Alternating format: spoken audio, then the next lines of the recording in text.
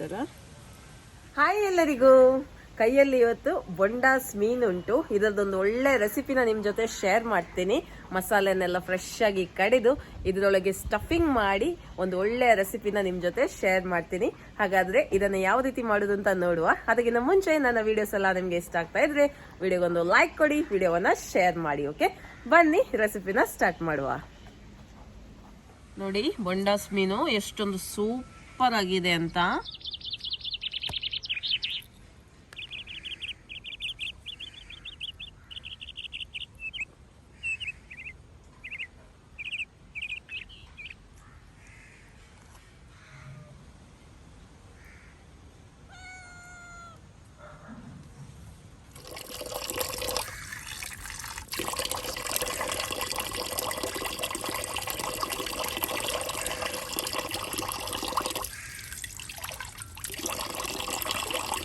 ಬೊಂಡಾಸ್ ಮೀನು ಈಗ ನಾನು ಕ್ಲೀನ್ ಮಾಡಿ ಇಟ್ಟಿದ್ದೀನಿ. ಈಗ ಇದು ಹೀಗೇನೆ ಇಡ್ಲಿಕ್ಕೆ ಇದ್ರೊಳಗೆ ಸ್ಟಫಿಂಗ್ ಮಾಡ್ಲಿಕ್ಕೆ ಉಂಟು.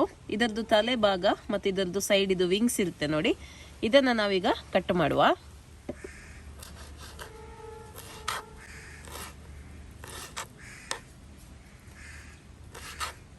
ಇದನ್ನ ಸ್ಟಫಿಂಗ್ ಮಾಡುವಾಗ ಹಾಕ್ಲಿಕ್ಕೆ ಉಂಟು. ತುಂಬಾ ಟೇಸ್ಟ್ ಬರುತ್ತೆ ಅವಾಗ ಸ್ಟಫಿಂಗ್.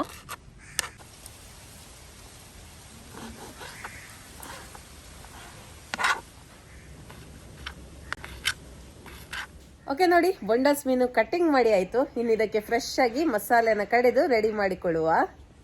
ನೋಡಿ ಮಸಾಲೆಗೆ ನಾನಿಲ್ಲಿ 15 ಬ್ಯಾಡಿಗೆ ಮೆಣಸು, ಸ್ವಲ್ಪ ಇಡೀ ಗರಂ ಮಸಾಲೆ ಅಂದ್ರೆ ಒಂದು ಚಕ್ಕೆ ಮತ್ತೊಂದು 5-6 ಲವಂಗ ತಗೊಂಡಿದ್ದೀನಿ, ಹುಣಸೆ ಹುಳಿ ತಗೊಂಡಿದ್ದೀನಿ, ಮತ್ತೆ 1 ಚಮಚದಷ್ಟು ಕಾಳು ಮೆಣಸು, 1 ಇಂಚು ಶುಂಠಿ, ಒಂದು ಸ್ವಲ್ಪ ಅರಿಶಿನ, ಫ್ರೆಶ್ ಅರಿಶಿನ ತಗೊಂಡಿದ್ದೀನಿ, ಹಾಗೆ 6-8 ಎಸಳು ಬೆಳ್ಳುಳ್ಳಿ, ಅರ್ಧ ಚಮಚ ಸೋಂಪು, ಅರ್ಧ ಚಮಚ ಜೀರಿಗೆ, 2 ಚಮಚ ಕೊತ್ತಂಬರಿ ಬೀಜ. ಇದನ್ನ ನೈಸ್ ಆಗಿ ಗ್ರೈಂಡ್ ಮಾಡಿ ತರುವ.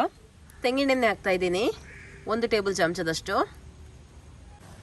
1 ದೊಡ್ಡ ಈರುಳ್ಳಿನ ಹಾಕ್ತಾ ಇದ್ದೀನಿ. ಈರುಳ್ಳಿ ಸ್ವಲ್ಪ ಸಾಫ್ಟ್ ಆಗುವವರೆಗೆ ಇದನ್ನ ಫ್ರೈ ಮಾಡ್ಕೊಳ್ಳಿ. ನೋಡಿ ಈರುಳ್ಳಿ ಸಾಫ್ಟ್ ಆಗಿದೆ, ಕೆಂಪಾಗಬೇಕಂತೇನಿಲ್ಲ, ಸ್ವಲ್ಪ ಸಾಫ್ಟ್ ಆದ್ರೆ ಸಾಕು. ಈಗ ಇದಕ್ಕೆ ರುಬ್ಬಿರುವ ಮಸಾಲದಲ್ಲಿ ನಾನು 3 ಟೇಬಲ್ ಚಮಚದಷ್ಟು ಮಸಾಲ ಮಾತ್ರ ಹಾಕ್ತಾ ಇದ್ದೀನಿ. ಮಿಕ್ಕಿದ್ದು ನಾವು ಇಡುವ, ಮತ್ತೆ ಬೇಕು ನಮಗೆ. ಚೆನ್ನಾಗಿ ಮಸಾಲಾನ ರೋಸ್ಟ್ ಮಾಡುವ. ಓಕೆ, ಮಸಾಲೆ ಹಸಿ ವಾಸನೆ ಹೋಯ್ತು. ಈಗ ಬೊಂಡಾಸ್ ಮೀನಿನ ತಲೆ ಮತ್ತು ಸೈಡ್ ಇದು ಪಾರ್ಟ್ಸ್ ನಾವು ಕಟ್ ಮಾಡಿ ಇಟ್ಟಿದ್ವಿ ನೋಡಿ, ಅದನ್ನ ಹಾಕುವ. ಚೆನ್ನಾಗಿ ಇದನ್ನ ಬೇಯಿಸಬೇಕು. ಒಳ್ಳೆ ರೀತಿಯಲ್ಲಿ ಇದು ಬೇಯಲಿ. ಹಾಗೆ ಇದಕ್ಕೆ ರುಚಿಗೆ ಎಷ್ಟು ಬೇಕೋ ಅಷ್ಟು ಉಪ್ಪನ್ನು ಹಾಕಿಕೊಳ್ಳುವ. ಕಲ್ಲುಪ್ಪು ಹಾಕ್ತಾ ಇದ್ದೀನಿ.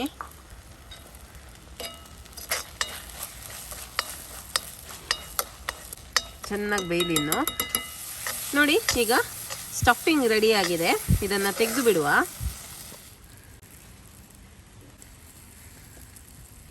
ಓಕೆ, ಈಗ ಬೊಂಡಾಸ್ ಮೀನಿನೊಳಗೆ ಈ ಮಸಾಲೆನ ಸ್ಟಫ್ ಮಾಡುವ.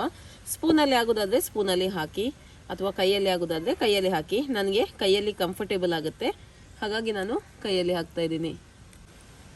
ಈ ಥರ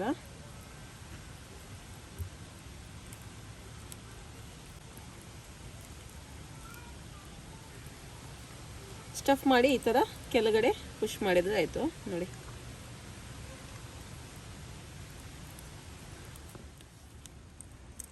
ನೋಡಿ ಇಷ್ಟು ಫಿಲ್ ಮಾಡಿದ್ದು ಆಯಿತು. ಫುಲ್ಲು ಮಾಡಬೇಡಿ, ಮೇಲೆ ಸ್ವಲ್ಪ ಗ್ಯಾಪ್ ಇಡಬೇಕು. ಓಕೆ, ಇನ್ನು ಇದನ್ನು ಟೈಟಾಗಿ ನಾವು ಸೀಲ್ ಮಾಡಬೇಕು. ಟೂತ್ ಪಿಕ್ ಇದ್ದರೆ ಟೂತ್ ಪಿಕ್ಕಲ್ಲಿ ಈ ಥರ ಸೀಲ್ ಮಾಡಿದರೆ ಆಯಿತು.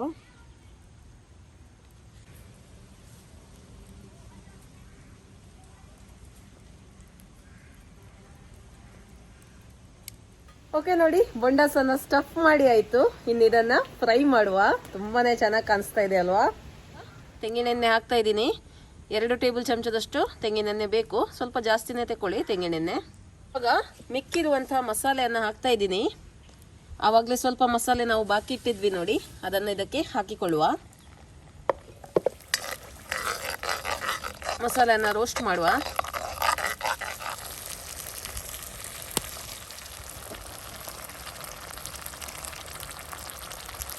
ನೋಡಿ ಬೊಂಡಾಸ್ ಮೀನು ಒಳ್ಳೆ ರೀತಿಯಲ್ಲಿ ರೋಸ್ಟ್ ಆಗ್ತಾ ಉಂಟು. ಈಗ ಸ್ಟಫಿಂಗ್ ಸ್ವಲ್ಪ ಮಿಕ್ಕಿತ್ತು, ಆ ಸ್ಟಫಿಂಗನ್ನು ನಾನು ಇದಕ್ಕೇ ಹಾಕ್ತಾ ಇದ್ದೀನಿ. ವೇಸ್ಟ್ ಮಾಡೋದು ಬೇಡ. ಸ್ಟಫಿಂಗ್ ಏನಾದರೂ ಬಾಕಿ ಇದ್ದರೆ ಅದನ್ನು ಇದಕ್ಕೆ ಹಾಕಿಕೊಂಡು ಫ್ರೈ ಮಾಡಿದರೆ ಆಯಿತು ಒಳ್ಳೆ ರೀತಿಯಲ್ಲಿ. ಇದು ಕಂಪ್ಲೀಟಾಗಿ ರೋಸ್ಟ್ ಆಗಲಿ ಒಳ್ಳೆ ರೀತಿಯಲ್ಲಿ.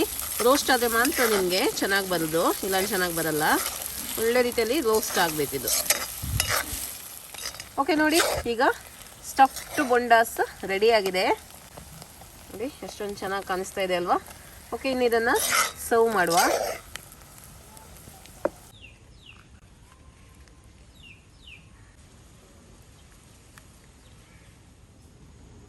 ಓಕೆ ನೋಡಿ, ರುಚಿಯಾದ ಸ್ಟಫ್ಡ್ ಬೊಂಡಾಸ್ ರೆಡಿಯಾಗಿದೆ. ಈಗ ಒಂದು ಟೇಸ್ಟ್ ಮಾಡಿ ನೋಡುವ. ಓಕೆ, ಕಟ್ ಮಾಡಿ ತೋರಿಸ್ತೇನೆ.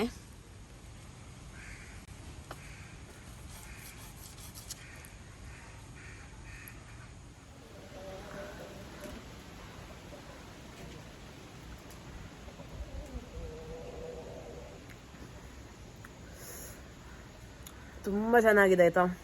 ಒಂದು ಒಳ್ಳೆಯ ವೆರೈಟಿಯ ಡಿಶ್ ಅಂತ ಹೇಳ್ಬೋದು. ಸ್ಟಫಿಂಗ್ ತುಂಬಾ ಟೇಸ್ಟಿಯಾಗಿದೆ. ಖಂಡಿತವಾಗ್ಲೂ ಎಷ್ಟೊಂದು ಎಫರ್ಟ್ ಹಾಕಿ ನಾವು ಮಾಡಿದ್ರು ಕೂಡ ಇಷ್ಟು ಟೇಸ್ಟಿಯಾಗಿ ಬಂದರೆ ತುಂಬ ಖುಷಿ ಆಗುತ್ತೆ ಅಲ್ವಾ. ನೀವು ಕೂಡ ಇದೇ ರೀತಿ ಸ್ಟಫ್ಡ್ ಬೊಂಡಾಸನ್ನು ಟ್ರೈ ಮಾಡಿ ನೋಡಿ. ನಿಮ್ಮ ಅಭಿಪ್ರಾಯವನ್ನು ಮತ್ತೆ ನನಗೆ ತಿಳಿಸಿ. ಓಕೆ, ಬಾಯ್.